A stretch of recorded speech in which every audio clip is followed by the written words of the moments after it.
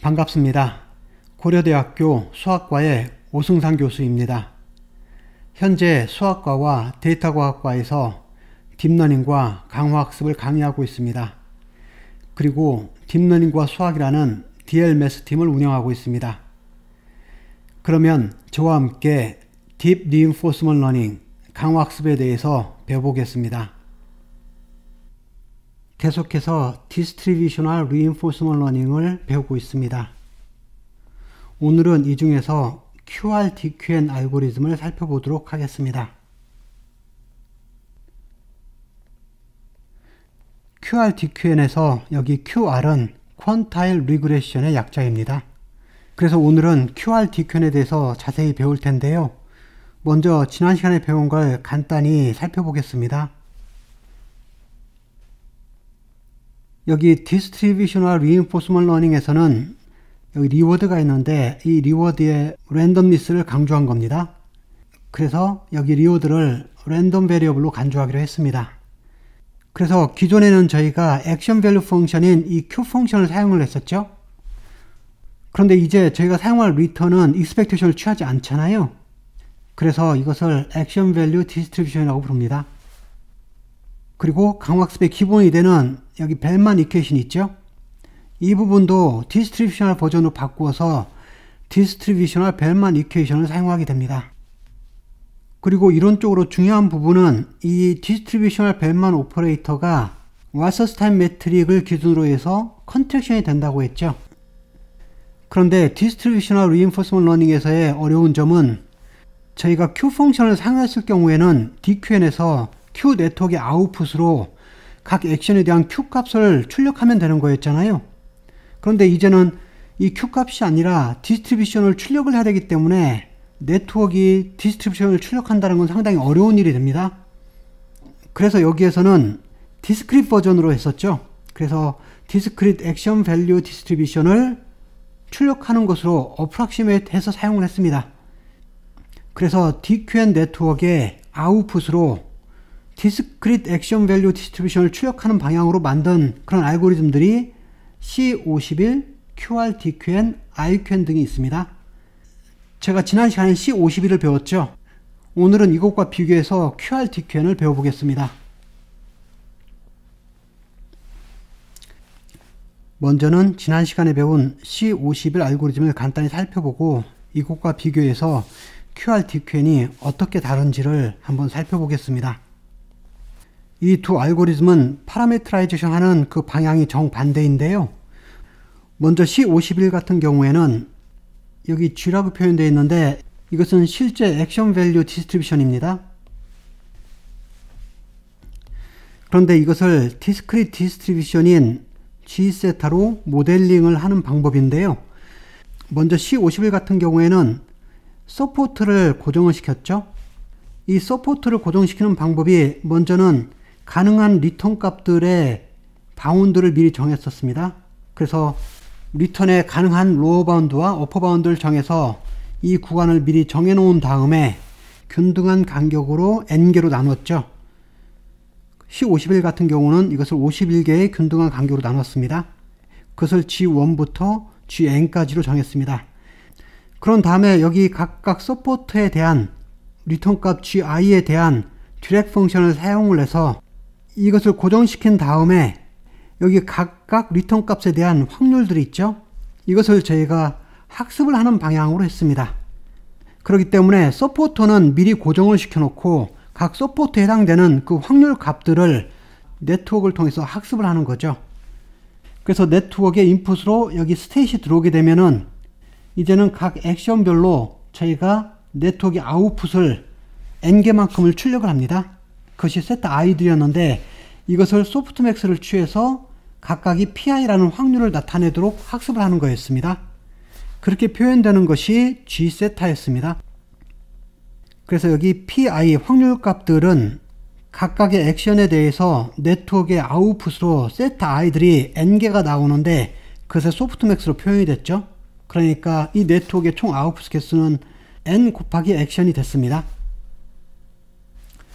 그런데 QRDQN에서는 정반대로 이 확률을 픽스 시키고 이 서포터를 러너블로 바꿔줍니다. 여기 보면은 확률을 유니폼하게 n분의 1로 픽스를 시킨 다음에 여기 서포트 해당되는 리턴 값이 있죠? 이 리턴 값들을 학습하는 방향으로 진행이 됩니다. 그래서 두 개의 g세타를 보면 모양이 다르죠? C51 같은 경우는 드래그 펑션에 이 gi들이 픽스가 되어 있는 상태고 여기 pi들을 저희가 학습을 했잖아요. 그런데 QRTQ에서는 반대로 여기 pi에 해당되는 이 확률이 n분의 1로 고정이 되어 있습니다. 그리고 이번에는 드래그 펑션을 만들어내는 이 리턴 값 있죠? 이것이 set i로 저희가 학습을 하게 됩니다. 그런데 여기 set i를 학습할 때 저희가 퀀타일 리그레션을 사용하기 때문에 이것을 저희가 퀀타일 디스트리뷰션이라고 부릅니다. 이것도 일종의 디스크리트 디스트리뷰션이 됩니다. 그러면 이제부터는 퀀타일 리그레션을 이용해서 어떻게 set i들을 학습을 하는지 살펴보도록 하겠습니다.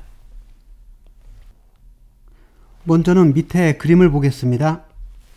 밑에 보면은 GXA라는 분포가 있죠. 이것은 액션 밸류 디스트리뷰션인데 지금 이런 모양을 가지고 있습니다. 그리고 여기 0, 1, 2, 3, 4 이것이 리턴 값들을 말하는 거죠. 그럼 이 분포를 저희가 디스크리트 디스트리뷰션으로 만들려고 하는데 지난 시간에 배웠던 C51은 어떤 식으로 했나요? C51 방법을 살펴보면은 여기서 특별히 n이 5라고 하겠습니다. 그래서 이 경우에는 5개의 균등한 간격의 서포트를 정해놓고 했었죠. 그래서 예를 들면 0이 G1이 됐고 1이 G2가 되고 4가 G5 이렇게 5개로 저희가 정할 수가 있었죠.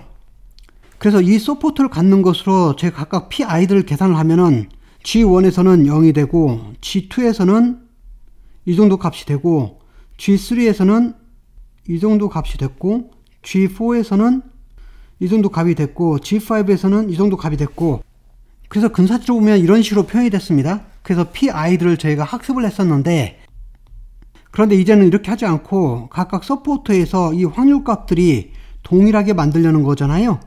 그래서 동일하게 n분의 1로 만들려고 합니다. 그러면 이번에도 동일한 방법으로 n을 5로 놓고 5개의 서포트를 갖는 그런 퀀타일 디스트리뷰션을 찾는다고 하겠습니다. 그래서 여기 그림에서 보면 제가 5개의 서포터를 이렇게 정했었는데요. 중요한 부분은 이 5개의 서포트가 전부 다 같은 크기의 확률을 가지고 있습니다. 그런데 5개가 다 같은 확률을 가지고 있는데 전체를 다 더하면 1이 돼야 되기 때문에 각각은 확률이 0.2가 되겠죠. 0.2가 5개가 있어서 총 합하면 1이 되잖아요. 그러면 보겠습니다. 지금 세타1 처음 것이 이것의 확률이 0.2라는 것은 이 근처에 20% 정도가 분포되어 있다는 말이죠. 그리고 세타2에서도 확률이 0.2라는 것은 이 근처에도 20% 정도가 분포되어 있다는 거잖아요. 그런데 근처에 20%가 분포되어 있다는 건데 이것을 어떻게 표현할까요? 가장 합리적인 방법은 여기서부터 여기까지의 면적이 0.이라고 하겠습니다. 그러면 전체 20%에 해당되는 거잖아요. 그 점에 대해서 이렇게 선을 그어 보겠습니다. 그리고 그 다음 면적이 0.2인 부분을 또 나눠 보겠습니다. 그리고 거기를 또 구분해 보겠습니다. 이 말은 무슨 말이냐면 여기 세타1은 지금 이 부분을 대표하는 거죠. 그리고 여기 세타2는 이 부분을 대표하는 겁니다. 그러면 세타1의 확률도 0.2고 이 구간도 면적이 0.2잖아요. 그럼 세타1을 이 안에다가 표시를 하면 좋을 텐데 어디쯤이 가장 좋을까요? 중앙이 가장 좋겠죠. 그 중앙이라는 것을 어떻게 정할까요? 가장 좋은 방법은 이쪽의 면적이 절반, 나머지 면적이 절반이 되면 되겠죠. 그 말은 무슨 말이죠? 여기까지의 면적이 0.2인데 그 중에서 세타1 같은 경우는 여기의 면적이 0.1, 나머지 부분의 면적이 0.1 이렇게 나누는 곳에 있으면 된다는 뜻이 되는 거죠. 비슷한 방법으로 세타2 같은 경우도 여기의 면적이 0.2가 되는데 그 중에서 여기 면적이 0.1 또 나머지 면적이 0.1 되는 그 가운데 있으면 되는 거잖아요. 이렇게 하면 이 세타2의 확률이 0.인데 그것이 여기를 대변한다고 제가 말을 할 수 있겠죠.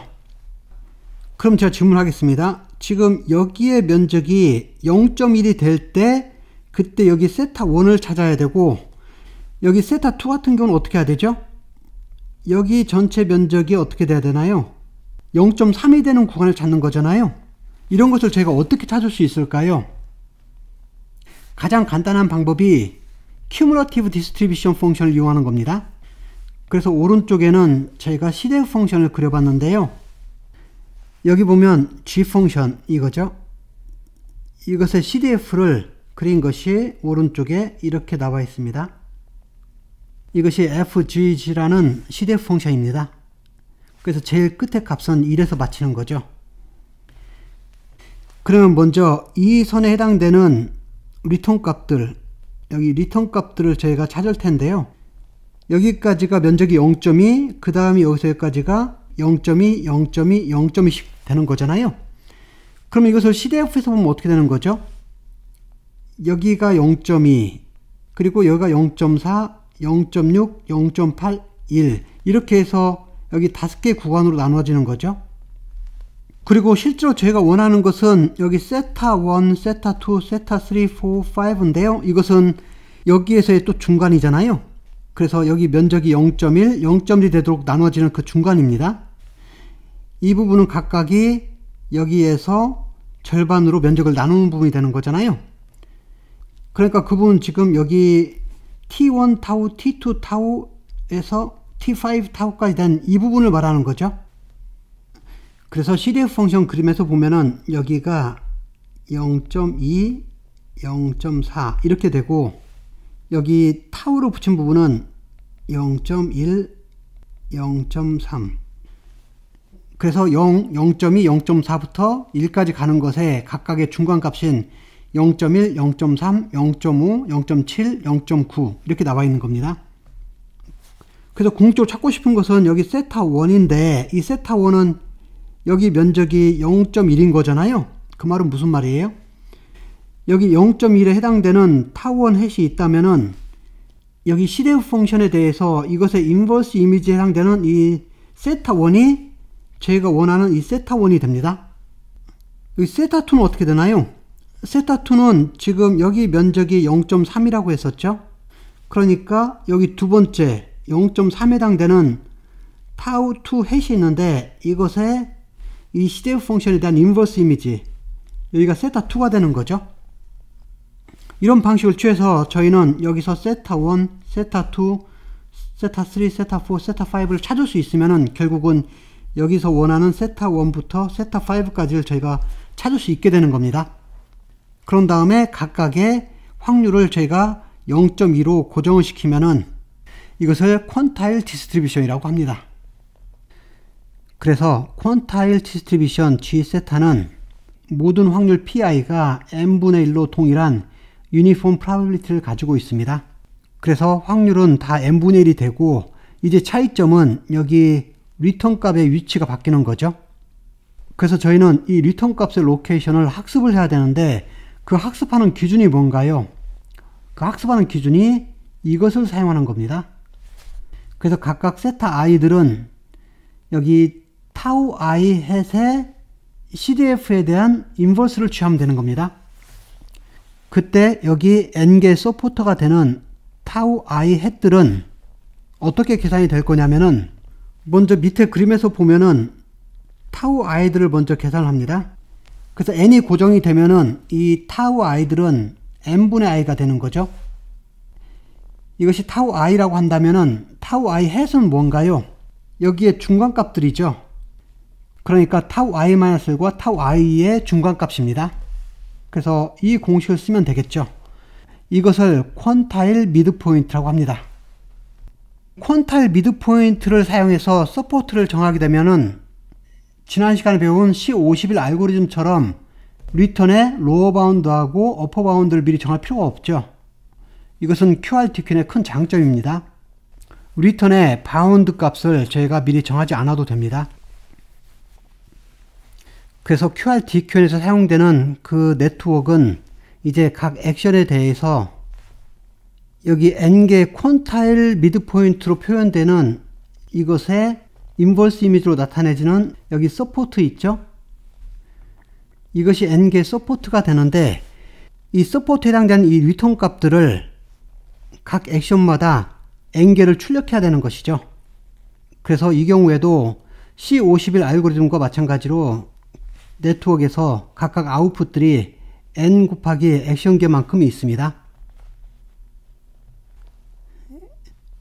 그래서 여기 그림에서 보면 DQN과 C51 QRDQN의 차이점은 각각의 경우에 스테이트 X가 들어온다면은 여기 DQN의 Q 네트워크에 해당되는 부분에서는 DQN의 경우는 여기 각 액션에 대해서 하나의 실수값인 Q 값을 아웃풋으로 출력하는 거죠. 그런데 C51 같은 경우에는 여기 각각의 액션에 대해서 액션 밸류 디스트리뷰션을 출력해야 되는 거죠. 그래서 액션 밸류 디스트리뷰션인 GXA1 이것을 출력을 해야 되는데 이 디스트리뷰션을 직접 출력할 수 없기 때문에 어프록시메이션을 써서 디스크릿 디스트리뷰션을 출력합니다. 그런데 이때 사용되는 방법이 이거였었죠. 여기 n개의 픽스드 서포트에 대해서 각각에 대한 확률들을 n개를 출력했어야 됐죠. 이번에 QRDQ는 어떻게 하는 거죠? 여기 각 액션에 대해서 이번에도 마찬가지로 액션 밸류 디스트리뷰션을 출력해야 되는데 결국 GXA1을 출력해야 되는데 이번에도 마찬가지로 제가 어프록시메이션을 써서 퀀타일 디스트리뷰션을 출력합니다. 그런데 그 모양이 이번에는 이렇게 되죠. 확률은 n분의 1로 동일한데 이번에는 리턴의 로케이션을 저희가 학습을 하는 걸로 바뀌었습니다. 그러면 이제부터는 퀀타일 디스트리뷰션을 사용하면 어떠한 장점이 있는지 하나씩 따져보겠습니다. 그러면 이제 저희가 퀀타일 디스트리뷰션을 사용하는 가장 핵심적인 이유를 설명하겠습니다. 여기 있는 이 내용인데요. 여기 보면 G는 타겟 디스트리뷰션이라고 하겠습니다. 그리고 이 타겟 디스트리뷰션을 어프록시메이션 하기 위해서 저희가 퀀타일 디스트리뷰션을 사용했습니다. 이 퀀타일 디스트리뷰션의 가장 큰 장점은 여기 있는 타겟 디스트리뷰션을 퀀타일 디스트리뷰션으로 어프록시메이션 했을 때 이 둘 사이에 와서스타임 매트릭이 있다고 한다면은 특별히 P가 1인 원 와서스타임 매트릭이 있다고 한다면은 이것이 최소값이 된다는 겁니다. 바꿔 말하면 타겟 디스트리뷰션을 와서스타임 매트릭 기준으로 가장 가까이 어프록시메이션 하는 방법이 이 퀀타일 디스트리뷰션이 된다는 뜻이 됩니다. 왜 그렇게 되는지 한번 밑에 그림으로 보겠습니다. 여기 타겟 디스트리뷰션 G가 이렇게 있습니다. 그리고 오른쪽에는 이것의 CDF 그림이 이렇게 있죠. 그리고 퀀타일 디스트리뷰션 G 세타가 지금 이렇게 놓여 있죠. 그러면 이 퀀타일 디스트리뷰션 G 세타의 CDF는 어떻게 될까요? CDF를 보면은 세타 1이 되기 직전까지는 적분값이 0이 됩니다. 그러니까 여기 0으로 가는 거죠. 그러다가 세타 1이 되는 순간 적분값이 0.2로 점프하죠. 그리고 나서 세타 2가 되기 직전까지는 다시 변화가 없습니다. 그러니까 세타 1부터 세타 2까지는 CDF가 0.2를 나타냅니다. 그것이 여기 타우 1이었죠. 그리고 세타 2에서 다시 적분값이 0.2가 점프를 하죠. 그리고 나서 세타 3가 되기 전까지는 아무런 변화가 없습니다. 그래서 CDF도 세타 2에서 0.2가 더 추가돼서 여기 0.4로 유지가 됩니다. 세타 3 직전까지는 0.4라는 값을 갖죠. 그래서 세타 3에서 0.2만큼 추가가 되고 세타 4에서 또 0.2만큼 추가가 되죠. 그리고 마지막으로 세타 5에서 또 0.2가 추가돼서 세타 5가 됐을 때 비로소 1에 도착하죠. 그래서 퀀타일 디스트리뷰션인 G세타의 CDF를 살펴보면은 이런 모습이 나옵니다. 여기 있죠.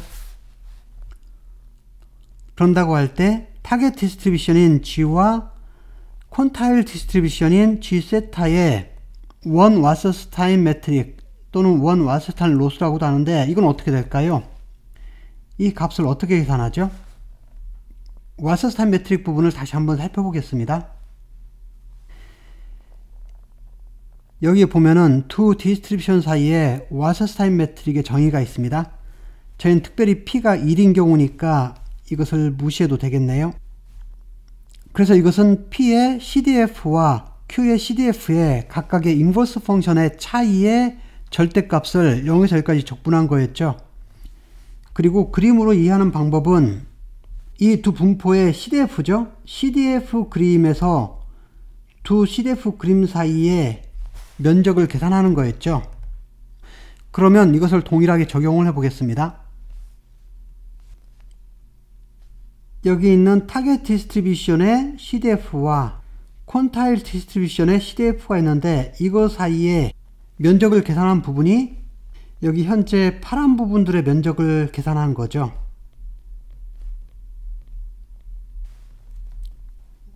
그럼 왼쪽 그림에서 여기 세타2가 이렇게 있는데 이 세타2의 값이 여기 있을 수도 있고 여기 있을 수도 있잖아요. 그런데 중요한 것은 왜 하필이면 이 세타2를 여기 퀀타일 미드포인트인 타우2 햇의 이 CDF에 대한 인버스 이미지로 했는지가 중요한 거죠. 그래서 여기 세타2가 있는데 이 세타2를 저희가 여기 할 수도 있고 여기 할 수도 있고 여기 할 수도 있는데 그렇게 하지 않고 여기 정확히 퀀타일 미드포인트의 인버스 이미지를 취했습니다. 이것을 세타2로 정했잖아요. 이것으로 정했을 때 실제로 이 원 와서스타임 매트릭 값이 최소가 된다라는 거잖아요. 바꿔 말하면 여기 파란색 면적의 합이 최소가 된다라는 건데 왜 그런지 한번 살펴보겠습니다. 잠시 그림을 확대해 볼까요? 지금 저희는 이 세타2를 적절히 조절을 해서 이쪽 좌우로 조절을 해서 지금 이 부분과 이 부분의 면적의 합이 최소가 되게 하려는 거잖아요. 그 이유는 이 면적이 원 와서스타임 매트릭 값이 되니까 그랬죠. 그러면은 세타2를 여기 퀀타일 미드포인트가 아닌 다른 점에 인버스 이미지에 해당되는 거라고 하겠습니다. 예를 들면 좀 더 작은 값으로 선택하겠습니다. 그러면은 여기가 세타2가 되는 거죠. 이 새로운 세타2를 가지고 와서스타임 매트릭을 계산해 볼까요? 그럼 이 경우에는 면적이 이것과 이것의 합이 되는 거죠. 그러면 이것과 저희가 이것을 사용해서 계산한 이 부분 있죠? 이 부분하고 면적의 합이 어느 것이 더 적을까요?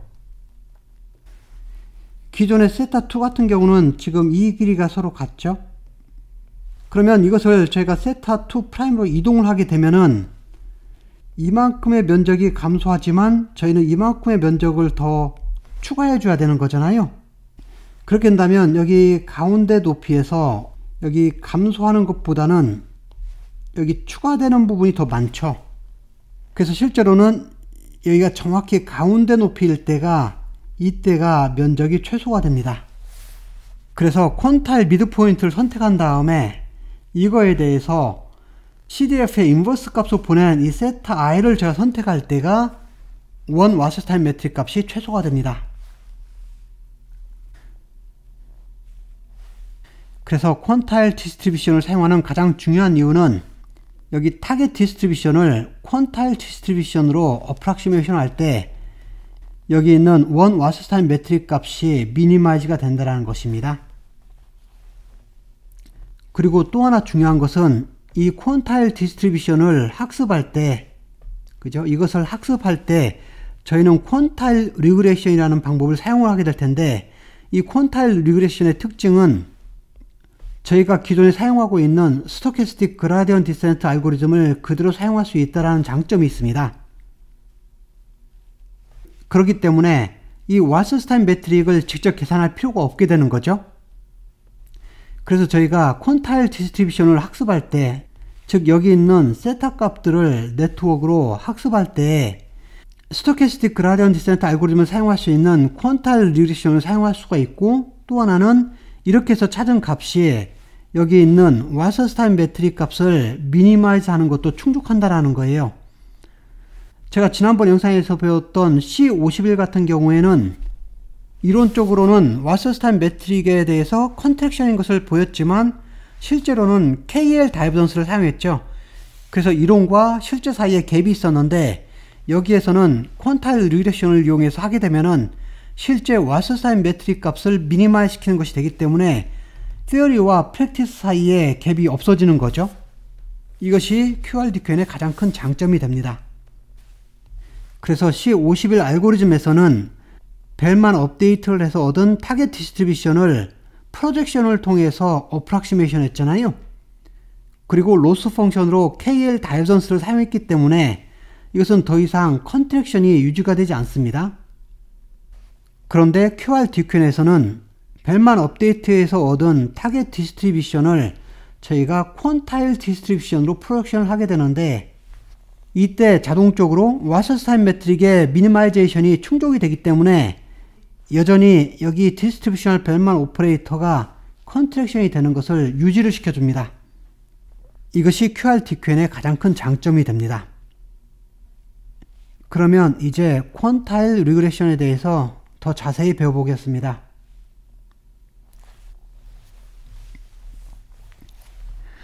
퀀타일 리그레션에 대해서 그림으로 간략하게 설명을 해보겠습니다.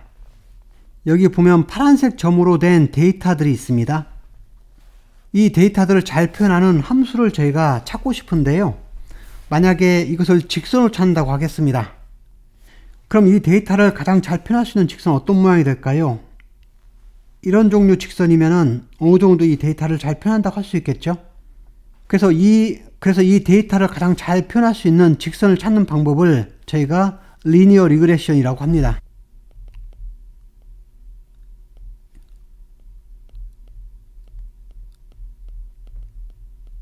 그래서 이 리니어 리그레션에서는 이 직선을 hx라고 한다면은 이렇게 표현할 텐데 여기에서 w하고 b 값을 잘 찾아야 되는 거잖아요. 그런데 이때 사용되는 대표적인 방법이 로스 펑션으로 민 스퀘어를 사용하죠. 그 말은 여기 각각 점들 데이터를 xj, yj라고 한다면은 로스 펑션으로 이것을 사용하죠. 이것을 저희가 민 스퀘어 에러라고 하죠. 이것은 여기 있는 데이터를 가장 잘 표현할 수 있는 이 직선을 찾는 리니어 리그레션을 말합니다. 그거 외에도 여러 가지가 있는데 여기 L2 리그레션을 보겠습니다. 여기 L2 리그레션은 데이터들의 평균이 되는 지점을 찾는다고 생각하면 되겠습니다. 그러니까 여기 한 단면에서 여기 있는 데이터들 평균값을 여기 녹색으로 표현한 여기라고 하겠습니다. 이 점을 찾는 거예요. 바꿔 말하면 여기 분포가 이렇게 있다고 하면 여기에 가장 평균이 되는 값, 이 평균값을 찾는 것을 저희가 L2 리그레션이라고 합니다. 그래서 이 평균을 찾는 이 L2 리그레션에서는 로스 펑션으로 x제곱을 사용합니다. 왜 x제곱을 로스 펑션을 사용하면 평균이 되는지 간단히 설명을 한다면은 여기 데이터들이 x1부터 xn까지 n개의 데이터가 있다고 하겠습니다. 그럼 이것의 평균값을 찾는데 먼저 보겠습니다. 로스 펑션으로 x제곱을 취한다는 말은 이것을 로스 펑션을 취한단 말이죠. 여기서 평균 m을 제가 찾고 있는 겁니다. 그러면 이것을 로스 펑션을 정했을 때 지금 m의 2차항인데 이것을 미니마이즈 시키는 m을 찾는 거잖아요. 그 말은 무슨 말이죠? 이것을 미분했을 때 0이 되는 m을 찾는 거죠. 그래서 이것을 m에 대해서 미분을 취했을 때 0이 되는 값을 찾는 겁니다. 이렇게 되겠죠? 그런 다음에 m에 대해서 정리하면 어떻게 되죠? 결국 이것이 데이터의 평균값을 나타내는 것이 됩니다. 그래서 로스 펑션으로 x제곱을 취하게 되면은 이것은 평균값을 찾는 것이 됩니다. 그래서 L2 리그레션을 사용해서 이 데이터들의 평균을 나타내는 곡선을 찾아보면은 이 정도 선이 나오게 됩니다. 여기 있는 분포의 평균, 이걸 나타내겠죠. 이번엔 L1 리그레션을 보겠습니다.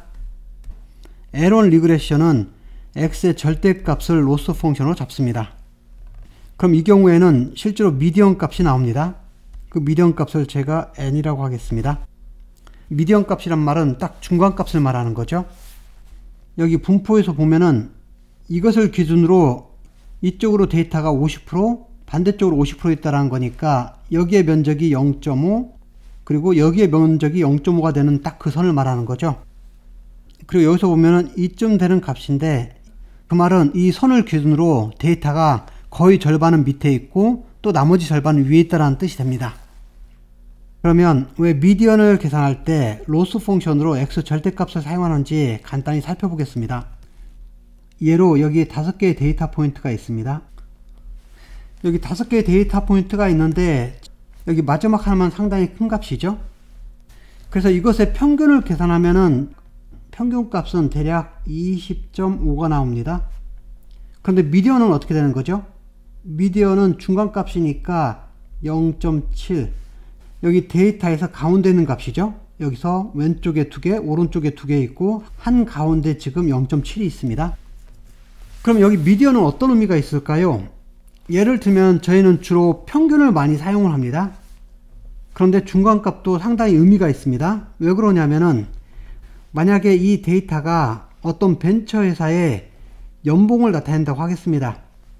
그래서 4명의 평사원은 연봉이 4천만원, 5천만원, 7천만원, 9천만원이고 그 회사의 대표가 100억 원을 받는다고 하겠습니다. 그럼 이 회사의 평균 연봉은 어떻게 되는 거죠? 20억 5천만 원이 됩니다. 그런데 사람들은 이 회사를 보면서 대부분의 사원들이 대략 20억 원의 연봉을 받는다고 말하지 않습니다. 대표만 특별한 상황인 거잖아요. 그래서 이런 경우에는 중간값이 더 좋습니다. 중간값으로 0.7 정도면은 이 회사 사람들은 거의 7천만 원 정도의 연봉을 받는구나 이렇게 말할 수가 있잖아요. 그래서 이런 경우에는 중간값이 나름대로 의미가 있습니다. 그럼 이 중간값을 어떻게 계산할까요? 제가 n을 지금 가운데 값으로 이렇게 했잖아요. 그런데 로스 펑션으로 저희가 절대값을 사용하면 어떻게 되는 거죠? 지금 이 두 값 사이의 차이의 절대값은 0.3이고 이 두 값 사이의 차이의 절대값은 0.2고 이것과의 차이는 지금 0입니다. 그리고 이것과의 차이의 절대값은 0.2고 이것과의 차이의 절대값은 99.3이 되죠. 그런데 만약 이 n을 저희가 오른쪽으로 이동을 시키면 어떻게 될까요? 그러면 이동한 만큼 이 값은 줄어들지만 여기 이 값은 추가가 되죠. 그러니까 줄어든 값보다 늘어난 값이 더 많습니다. 이번엔 반대로 이쪽으로 이동하면 어떻게 되죠? 이 값은 줄어들지만 여기 3개의 값이 더 늘어나죠. 그러니까 실제로는 한 가운데 있을 때가 이 로스 펑션 값이 가장 적을 때입니다. 그래서 미디언은 로스 펑션으로 절대값을 사용합니다. 그러면 퀀타일 리그레션은 어떤 걸까요? 이것은 L1 리그레션의 로스 펑션과 비슷한 방법인데요.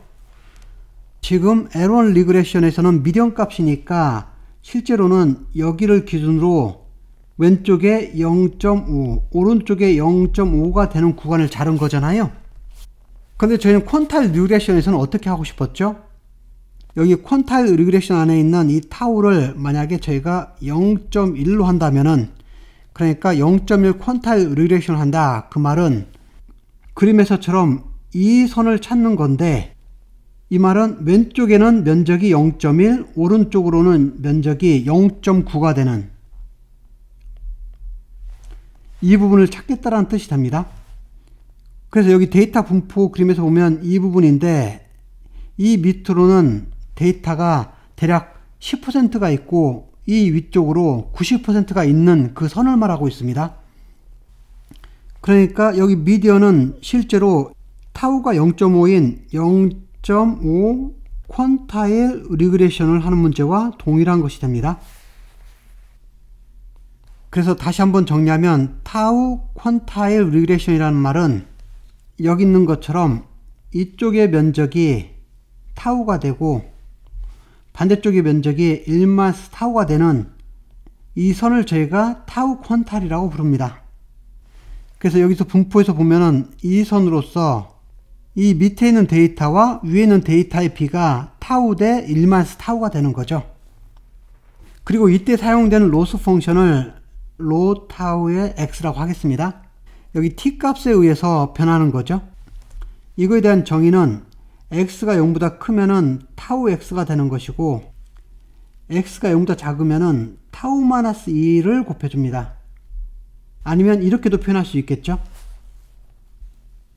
그래서 오른쪽 그림에서 보면은 L2 리그레션에 사용되는 로스 펑션은 x제곱이 되는 거고 L1 리그레션에서 사용되는 로스 펑션은 절대값으로 표현되고 타우 퀀타일 리그레션에서 사용되는 로스 펑션은 이런 절대값과 비슷한 식이 됩니다. 그래서 여기 데이터셋이 주어져 있을 때 이것의 타우 퀀타일인 Q 타우는, 이 말은 이 데이터셋 안에서 이 Q 타우를 기준으로 왼쪽으로는 타우 비율만큼 오른쪽으로는 1 마이너스 타우 비율만큼 데이터들이 있는 거잖아요. 이것을 찾는 방법은 여기 있는 이 식을 로스 펑션으로 해서 미니마이즈 시키면 나오는 값이 됩니다. 그래서 이것을 퀀타일 리그레션 로스라고 합니다. 이것을 저희가 익스펙테이션을 이용해서 이렇게 표현해도 되겠죠? 이거 역시 같은 표현이 됩니다. 그래서 퀀타일 리그레션에서 사용되는 로스 펑션은 이 주어진 타우에 대해서 로 타우 x는 x가 0보다 클 때는 타우를 그대로 곱해주고 x가 0보다 작을 때는 절대값에다가 1 타우를 곱해주거나 아니면 동등하게 x에다가 타우 마이너스 1을 곱해주거나 이렇게 정의가 됩니다. 그러면 여기 주어진 트랜잭션에 대해서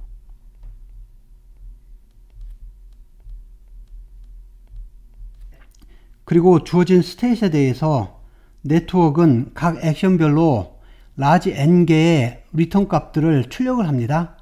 세트 i들을 출력하는 거죠. 이것은 스테이트 액션 페어에 대한 네트워크의 아웃풋 값입니다. 그럼 여기서 저희가 템포럴 디퍼런스 에러를 생각해 보겠습니다. 그리고 넥스트 스테이트에 대해서 여기 q 값을 맥시마이즈 시키는 액션을 저희가 a 스타라고 한다면은, 그래서 이 스테이트 액션 페어를 타겟 네트워크에다가 보내게 되면은 라지 n개만큼의 세타 j들이 나오겠죠. 그래서 n개의 세타 j들을 전부 디스카운트를 한 다음에 이미디엇 리워드를 더해줘서 저희는 벨만 업데이트를 합니다. 그것이 여기 있는 타겟 값이 되는 거죠. 그래서 이 부분이 타겟이 됩니다. 그리고 이쪽은 behavior의 아웃풋이 되는 거죠. 그리고 이것의 차이를 미니마이즈 시키기 위해서 저희는 로스 펑션으로 퀀타일 리그레션 로스를 사용합니다. 그런데 조심해야 될 부분은 여기 세타 i에 대해서 학습을 할 때에는 여기 i번째 퀀타일 미드포인트에 대한 퀀타일 리레이션 로스를 사용하는 거죠. 이것을 모든 타겟값, 여기 있는 모든 타겟값이죠. 이거에 대해서 계산을 하게 됩니다. 그래서 여기까지 계산한 값이 이 값과 expectation이니까 n분의 1까지 곱해준 이걸 말하는 거죠. 그래서 이것은 여기 i번째 세타 i에 대한 겁니다. 그런데 저희는 세타 1부터 세타 라지 n까지 다 찾아야 되는 거잖아요. 그러니까 이 전체를 다시 i에 대해서 썸을 해주면은 이것이 전체를 나타내는 퀀타일 리레이션 로스가 됩니다. 그리고 이때 사용되는 이 로 타우 u는 u가 0보다 클 때는 타우를 그대로 곱해주고 u가 0보다 작을 때에는 타우 마이너스 1을 곱해주는 식이라고 했죠. 그래서 여기서 핵심 내용은 이 부분이죠. 퀀타일 리그레션 로스를 미니마이즈 시키는 이 세타 i가 역시 원 와서스타인 로스를 미니마이즈 시킨다는 거였습니다. 그리고 여기 퀀타일 리그레션 로스는 실제로 미분 가능이잖아요. 그러니까 스토캐스틱 그라디언트 디센트 알고리즘을 사용할 수가 있습니다. 그래서 이것이 QRDQN에서는 가장 큰 장점이라고 했었죠. 저희는 퀀타일 리그레션 로스를 사용함으로써 와서스타인 로스를 사용한 것과 동일한 효과도 얻고 또 다른 한편으로는 스토캐스틱 그라디언트 디센트 알고리즘을 사용할 수 있게 되는 거잖아요. 그리고 이 퀀타일 리그레션 로스는 언바이어스드인 샘플 그라디언트를 줍니다. 여기 example로 퀀타일 리그레션 로스를 계산한 식이 있습니다.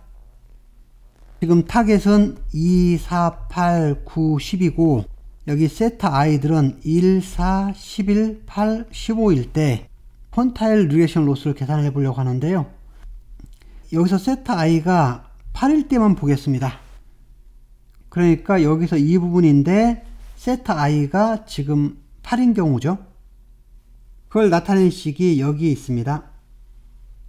그래서 여기 row는 i를 나타내고 컬럼은 j를 나타내거든요. 그러면 이 8에 대해서 먼저 2하고 비교하면 어떻게 되나요? 2에서 8을 뺐습니다. 그럼 마이너스 6이 나오죠. 여기 마이너스 6이 이렇게 있습니다. 그리고 8이면 어떻게 되는 건가요? 지금 여기는 0.1, 여기는 0.3, 여기는 0.5, 8은 0.7, 여기는 0.9가 퀀타일 미드포인트입니다. 그러면 여기 지금 6이 마이너스 6이기 때문에 어떻게 되는 거죠? 이 식을 적용하면 어떻게 되나요? 마이너스 6에다가 지금 타우가 0.7이니까 이건 마이너스 0.3이죠. 그래서 마이너스 0.3을 곱해줍니다. 이번엔 이것과 비교하면 어떻게 되는 거죠? 4에서 8을 뺐으니까 마이너스 4가 되는 거고, 그리고 이것도 마찬가지로 마이너스 0.3이죠.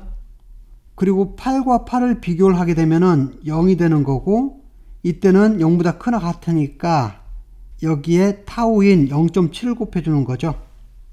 그리고 9하고 8을 비교하면은 1이고, 이때는 양수니까 마찬가지로 이거 적용해서 0.7을 곱해주고, 여기 12하고 비교를 해도 4와 0.7 곱해주는 거죠. 그래서 이런 식으로 해서 이 전체 값을 다 썸을 해주면, 이런 것처럼 썸을 해주잖아요. 그러면 그것이 퀀타일 리그레션 로스가 됩니다. 그런데 이 퀀타일 리그레션 로스는 여기 그림에서 보는 것처럼 이것을 사용하는 것인데 얘가 뾰족하죠. 여기서 미분 가능이 아니잖아요. 그래서 이것을 미분 가능하도록 변환시켜 준 것이 여기 있는 퀀타일 후보 로스라는 것이 있습니다. 그래서 이 논문에서는 실제로 이 퀀타일 후보 로스라는 걸 써서 이것을 스무스하게 이렇게 바꿔줍니다. 스무스하게 바꿔줬다는 말은 미분 가능하도록 해줬다는 뜻이 됩니다. 그래서 여기 스무스하게 만들어주기 위해서 여기 이런 약간의 조정을 합니다. 그래서 하이퍼 파라미터로 카파를 쓰는데 U의 절대값이 카파보다 작을 때에는 U의 제곱 형태가 되는 것이고, 카파보다 더 클 때는 U의 절대값 형태에다가 카파를 곱해주고 또 카파의 제곱 형태를 빼준 식이 됩니다. 그렇게 해서 이렇게 스무스하게 바꾸어 주어서 만든 것을 퀀타일 후보 로스라고 합니다. 그래서 저희가 QRDQN을 배웠는데 다시 한번 이 QRDQN이 C51 알고리즘에 비해서 어떠한 장점이 있는지 정리를 해보겠습니다. 먼저는 C51 알고리즘의 단점으로 리턴의 로어 바운드와 어퍼 바운드를 미리 정해줘야 된다고 했었죠. 그래서 리턴으로 된 이 서포트의 바운드를 미리 정해놔야 된다고 했습니다.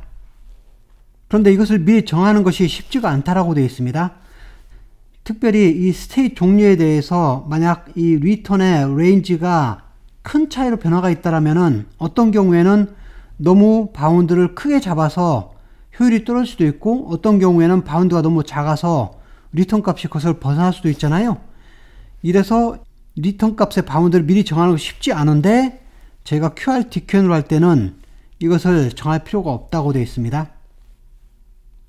그리고 두 번째 장점으로는 C51 알고리즘에서는 프로젝션 스텝을 거쳐야 됐죠. 이것이 상당히 복잡한 과정이었습니다. 지금 여기 있는 이 과정 기억나시죠?